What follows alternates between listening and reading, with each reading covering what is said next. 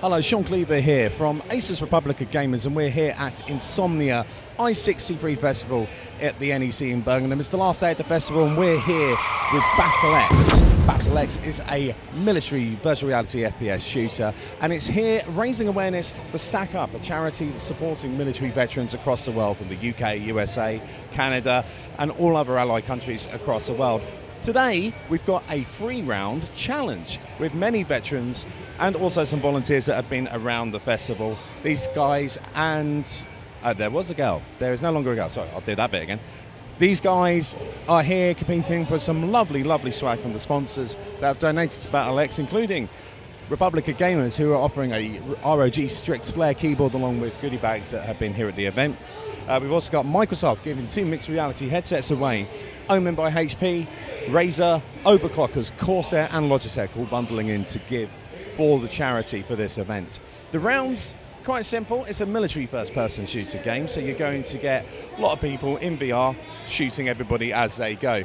The first round is going to be a simple one, a straight deathmatch in the forest map. The second one, again, in the R&D map. For the third map, however, there's a challenge. You may see a climbing wall. That climbing wall is going to be a race to the top, and the time it takes you to get there is the time you're delayed from entering the game.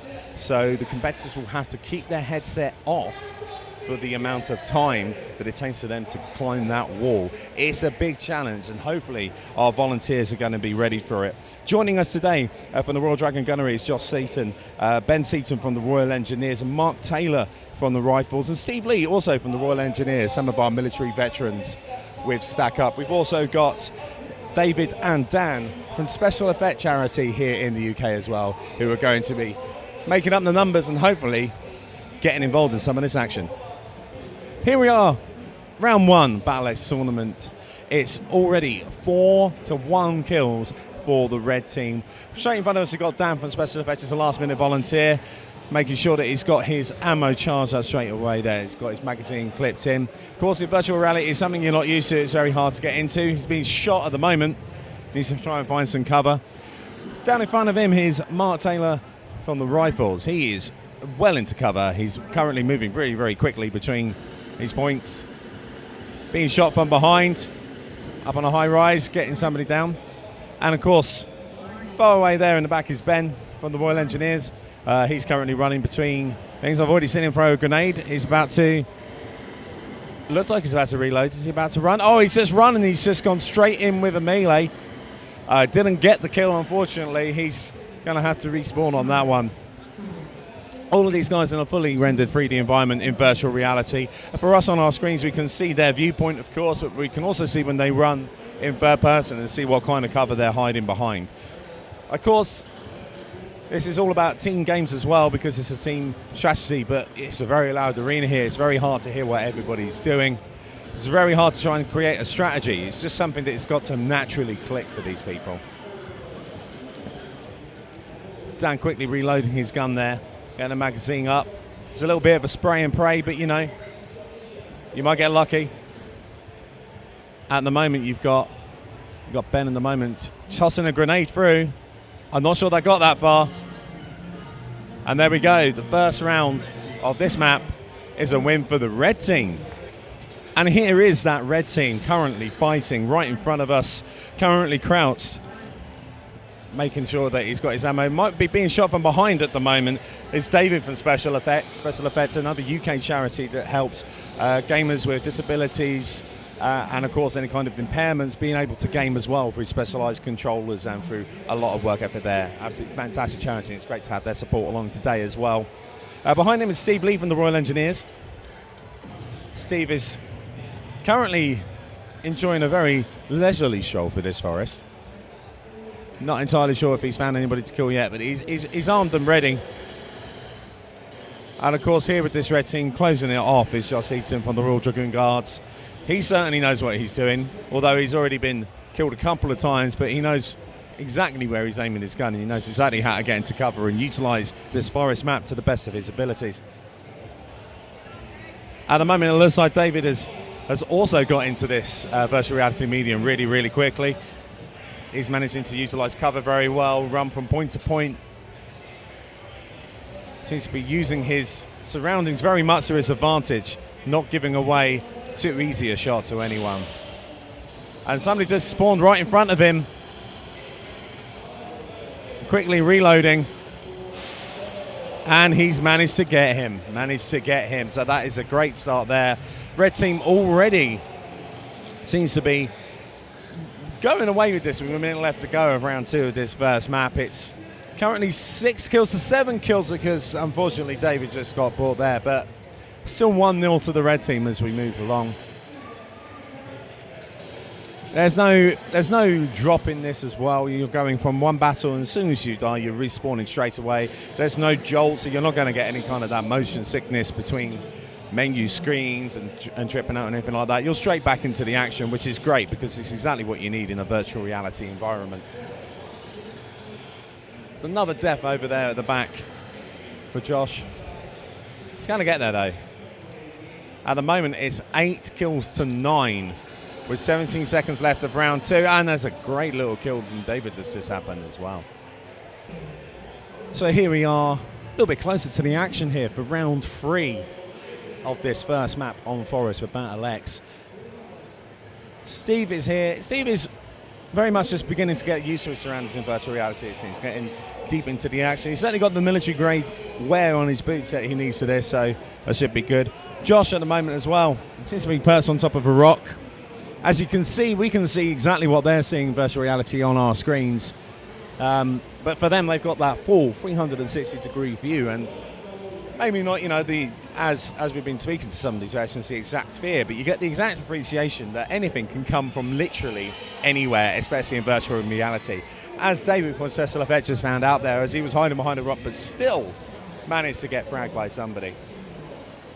It's a really interesting map, this Forest map. So far, there's a lot of elevation changes, which is really, really strange for a competitive PvP thing. Most elevation changes will happen within buildings and small close quarters. This is a very open map, an open big warfare, which is great because you always have a portaloo in the middle of a battlefield as well. That just has to happen.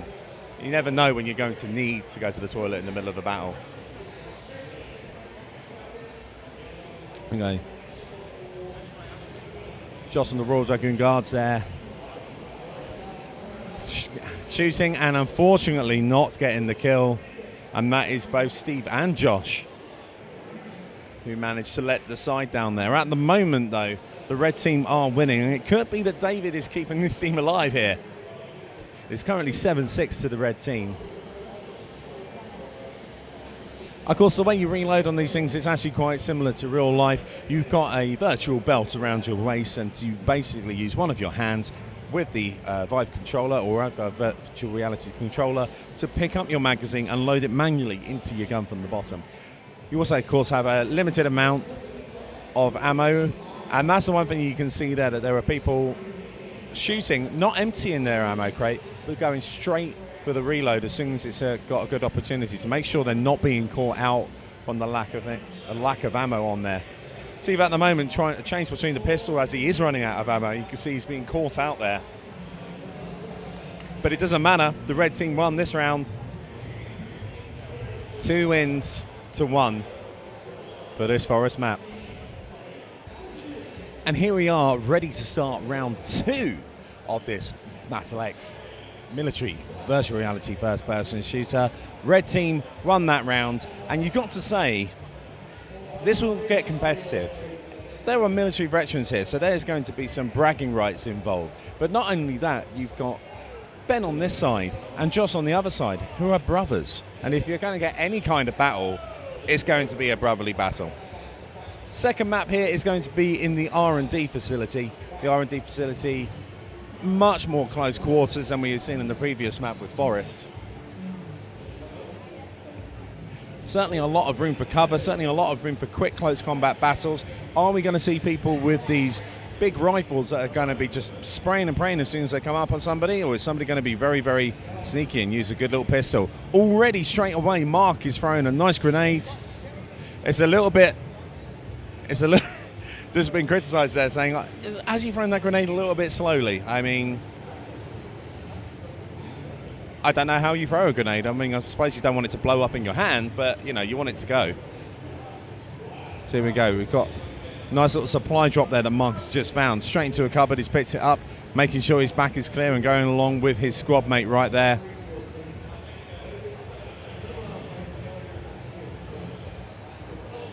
At the moment, it is only 1 kill, and that 1 kill to the red team. I believe that 1 kill was Ben. And Ben is here, making sure he's being shot, and he gets the kill.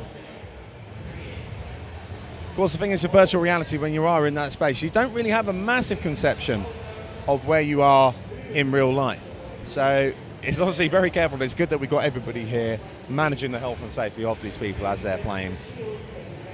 At the moment, Dan looks like he's staring straight at us, but he's got a guy down at the end. He's shooting him, and he gets him. Just precision shooting. Just taking it slowly, methodically, utilising his limited cover, but keeping the avenue available. Down here, the mark at the moment is reaching around, almost James Bond style. Making sure, going around the cover, just slowly, methodically, he's getting shot at, but he's got that pistol at close range. He's out of ammo, somebody's going, and he unfortunately didn't make it that time. A second person came along and did not make that easy for him. But it's amazing use, just skirting along the wall, holding out with his pistol. Currently 5 kills to 4 for the red team against this blue team that we're currently watching right now.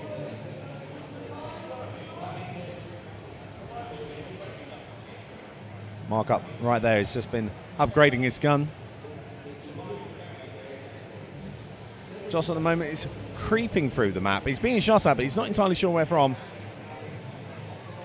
But just creeping through the corridors of this incredibly tight facility, this R&D facility. Think of the kind of really old school Call of Duty kind of maps where you're going around very thin corridors, trying to edge out into doorways. That's the kind of feel that you're getting here.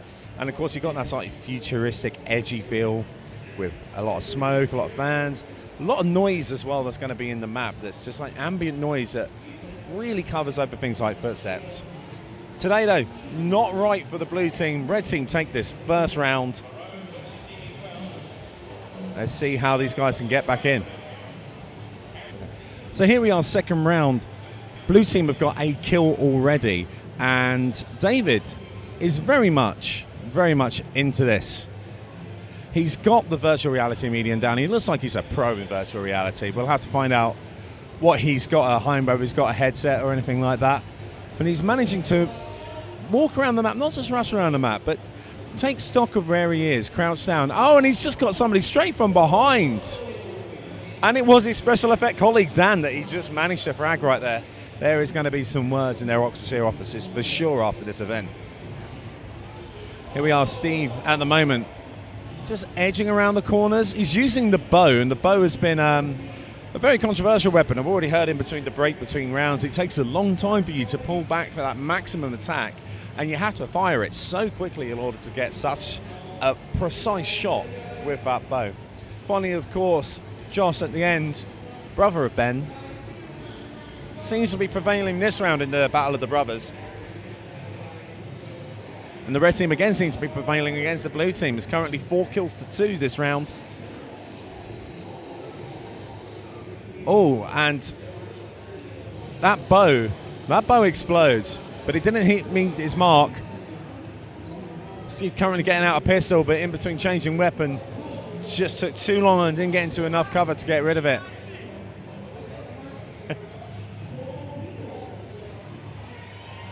Joss at the moment on the floor and dead, trying to sneak around. Couldn't exactly get where he wanted to be.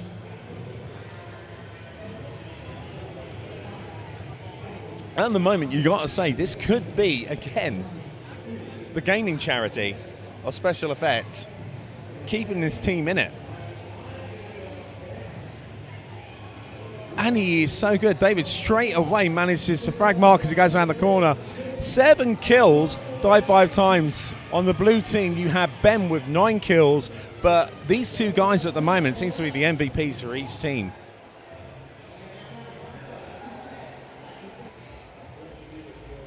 And of course, with our sponsors for this event, everybody's been given so generously. Republic of Gamers have given these goodie bags that we've been giving out at the event, including a ROG Strix Flare keyboard, which is a brand new product from our Republic of Gamers line. Corsair provided some stuff, as well as Omen by HP, Overclockers UK. Also, we've got Logitech and Microsoft with 2 mixed reality helmets, and Razer with some goodie bags as well. It's been a great showing from everybody here concerned at Insomnia i63, and there's a lot of great prizes here for everybody.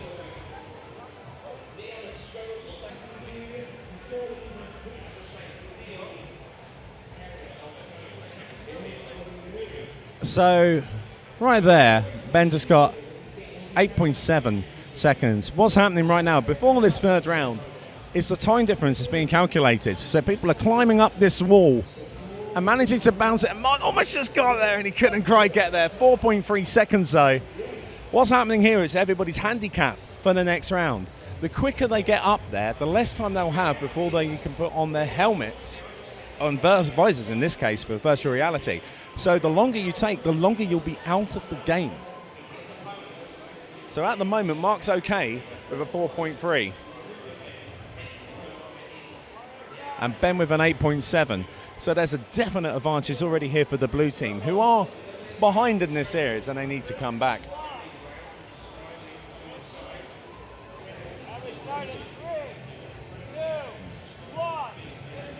Okay, so the visors are off for 4.5 seconds for the blue team because they need to get their handicap out of the way. The red team here with their handicap, the blue team are already in it. Straight away, finding forward to get there. And they're in. They are all in. Ready and shooting. Let's see how these guys are going to go with their head start.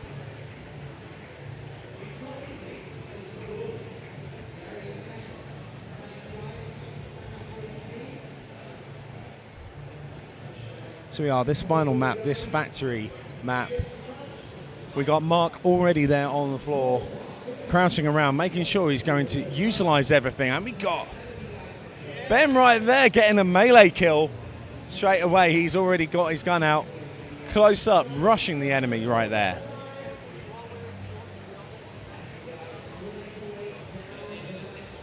Of course, it must be really, really weird going down onto one knee and feeling the floor when the floor isn't actually in front of you in virtual reality. It's something you get used to the more you play virtual reality, along with things like motion sickness and everything else.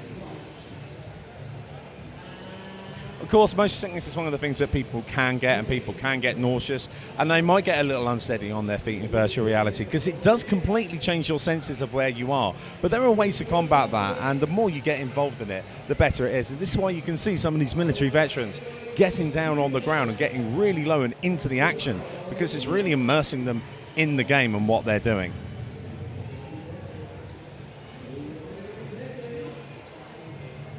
So we get some shots of the game action as well. At the moment, we've got Josh. He's sneaking around the corner. Sorry, we've got Ben sneaking around the corner. He's being shot at from the ladder. This map has got lots of nooks and crannies, and the way that everything is there, like shelving units and stuff, it's not complete protection like it was in the previous map. There is still going to be ways that you can be shot at. Right there, though, Ben straight in, getting that kill. Again, looks like he's keeping his team in the game here with a 7-5 current lead over the red team. 44 seconds left of this round. He's just picking up some ammo. And somebody's coming straight down there, but he could not get the shot off on him, and he's down. He's not down for long, though. You have a very, very short 5-second counter, and you're straight back into the action. Mark right now, he is down on his knees, but in the game he is running. He is crouch running. If you've ever gone to the gym and you've done some low squats, imagine doing that at about 10 miles an hour while running, and you can probably know how much that will burn your hamstrings in real life. Right now, he's probably just burning his ankles, because that is almost yoga-esque what he's doing right there. Trying to get some flexibility into what he's doing. It's obviously working. Blue team picked up the first round right there. And we are already in here to the second round. 2 minutes 40 left to go. The red team have come out strong though straight away. 2 kills as they are 1 round down here. At the moment, you've got to say the MVP is from special effects, and it is David there at the end. He is crouched, he is ready to pounce on people, and he seems to be doing that. At the moment, we've got Josh shooting and getting the kill on Dan, but also being killed by his brother there. I saw the names. This rivalry is going to get tasty. It's currently 3 kills all at the moment. This map, very thin corridors, but you got very thin door frames. So you got very big corridors, so there's a lot of map. At the moment, Josh is trying to make sure he's not being meleeed there, but he manages to get the kill. Oh, he almost got the 2 as they rush through the door frame. And this is the thing, you've got a very concentrated area for which to shoot people, but you've got a lot of ways that you can go and hide on this map. So this is really, really good for virtual reality. You can get a sense of where you are rather than just that first-person view and just knowing the map very well. You can actually feel your surroundings a lot better. Josh at the moment seems to be picking up a lot more kills. It is 6-4 for this red team right now, but as soon as I say that, 6-5. Mark manages to frag Josh right there.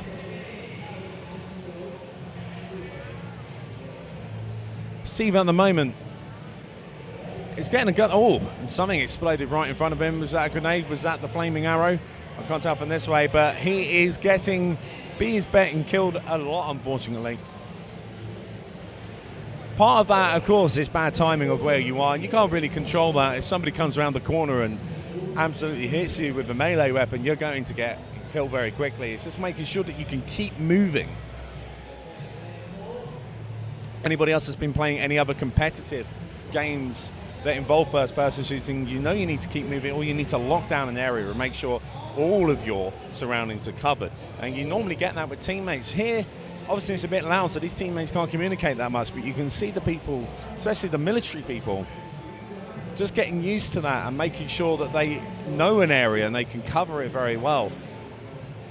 And at the same time, you've got David from Special Effects, who's been really, really good at getting straight into that, utilising his cover, keeping himself down low, making sure that he's not easily seen when people are rushing around.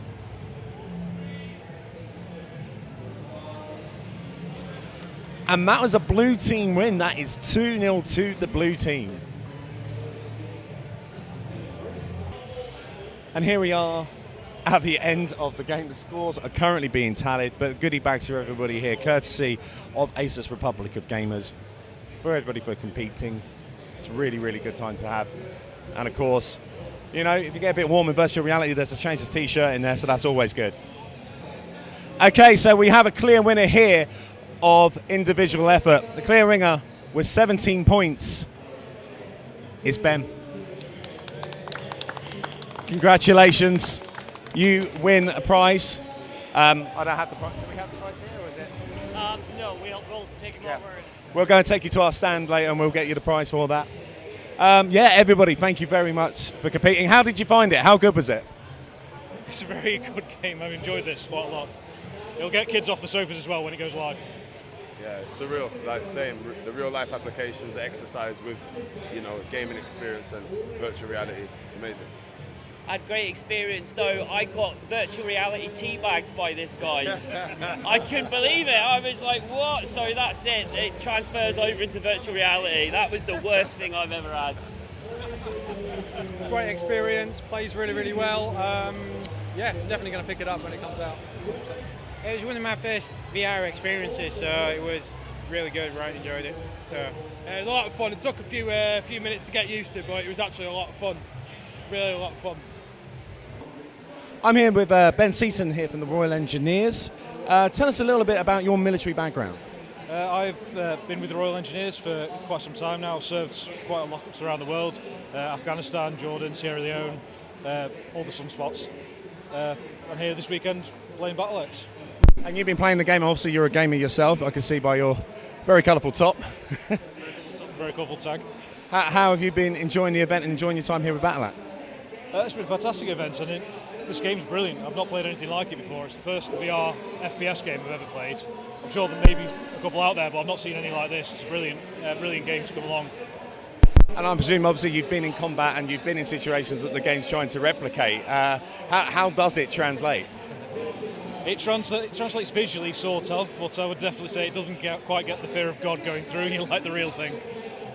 And of course, we're all here for charity. We're all here to raise money for help for veterans. I mean, how important is it that even gaming comes in and helps veterans of military across the world? Gaming, I think it's a very important way of getting around things. It's a way of dealing with problems. It provides a sense of community for people as well. Because one of the things, especially when people come to leave, veterans have come to leave, they feel they might not enjoy the army anymore, maybe the Air Force, but they've not got the community feel anymore. And the biggest thing veterans seem to miss is the mentality, is the lads. It's going out, having someone to talk to. So gaming provides a community that these people can actually bond with and have almost that same mentality feeling, that same cooperative feeling again. I'm here with Joss from the Royal Dragoon Guards. Joss, tell me a little bit about your military history. Well, I spent 8 years in the Royal Dragoon Guards up in Catterick Garrison in North Yorkshire. They were originally a heavy armoured role, so we had the Challenger 2 tank, which that's what rolled on. Did a few different jobs in there, gunning, driving, did a couple tours in Afghanistan. One of them was a dog handler, so looking for potential IEDs and anything suspicious really.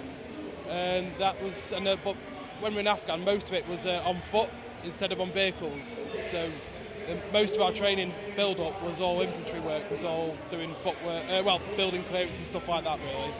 So coming from the military and then coming into something in virtual reality with Battle Axe, being on your feet, it must be something that's probably quite useful for you, like knowing where to put your foot in. Yeah, well, exactly. Yeah, it's the only thing I'm not used to is moving without actually moving my feet. It's still wobbling a little bit, but moving around and looking around, it's actually quite good. It's really quite detailed with all the movements and everything, and even with the virtual reality on, like changing magazine, changing weapon, and it's pretty up there. It's up there. And how important is it for gaming and, of course, a charity like Stack Up that's doing this to sort of get involved with gaming and get veterans involved in that as well? Well, essentially, that basically gives everyone an insight of not exactly what it's like, because obviously it's a lot different, but it gives them some form of insight of, instead of just sitting there with a control, looking and sat there, you actually get to do the movements and move around and actually look around and see that it's actually a 360 area, not just on a screen sort of thing. It's pretty good. And are you going to win this little challenge? Yeah, definitely. Cool. I've got to beat my brother anyway. Cool, thanks very much, Thank mate. you. So I'm here with Steve Lee from the Royal Engineers. Steve, we've just come out of the game, but tell us a little bit about your own military history. Yeah, so I joined the Army when I was 16, back in 1998. Served, got out in 2005. I loved my time in there, it was great. It was out in Germany. The training, I got a trade, so I was a carpenter and joiner in the Royal Engineers. Done a few operational tours, humanitarian tours, which were great and still stand by me now when I think about all the stuff and the good that we actually done. I miss it a lot, but since getting out, I've able to transition into Civvy Street well.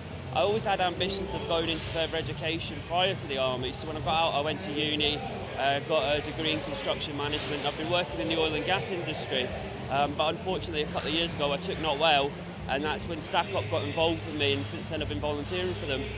So let's talk a little bit about Stack Up as well. It's a charity that helps veterans that have come out of the military by supporting them by things like this and getting people involved. How important is the charity, and how good does it do to work with people like yourself who are veterans? The charity has changed my life completely. As I said, so I was waiting for an operation for 18 months and then I had to recover from it. Stack Up heard about what had happened to me and they flew me out to LA for E3, once in a lifetime opportunity, and ever since then I've been volunteering for them. So it's a community, they help veterans, they also help still serving, and it's ran with civilians as well. So guys who are out on the ground on operational tours, we send them out PCs, consoles, games, just something they've got to do in their downtime. We've got the community based on Discord, so everyone can go on there and talk to each other. We've got the suicide prevention side of it. We have got the air assaults, which is what I was telling you about, and also just gaming therapy. You know, when you put that headset on, you're just your gamer tag, you can go on there, you're chatting to people all over the world, and it helps you just to forget about some certain things, yeah. That's one of the things we spoke to everybody earlier, saying about how good the game is and how it feels to actually be part of a gaming community. And that's something you just put on there with gaming therapy. How important is games like this and getting involved with gaming to help everybody, like to be a community post-military? I think any gaming, you know, I've got an eclectic taste of gaming. I can get lost in an RPG, I can go play a shooter. play City Skylines. And I think it's important. It doesn't really matter what you game. You're a gamer, and it resonates a lot with other people. They know people who've had mental health issues, or they might know someone who's served, and they know the benefit of the gaming, but also the community side of it. You know, you might go on. I know some people who go on to watch some streams, and as much as they're there to see the game getting played, they're there to be chatting in the chat. You know, it is a great community, and when you come to a festival like Insomnia, as opposed to it being a conference, it is very community driven. Everyone's so friendly, they'll stop and talk, and it's just great. It really is.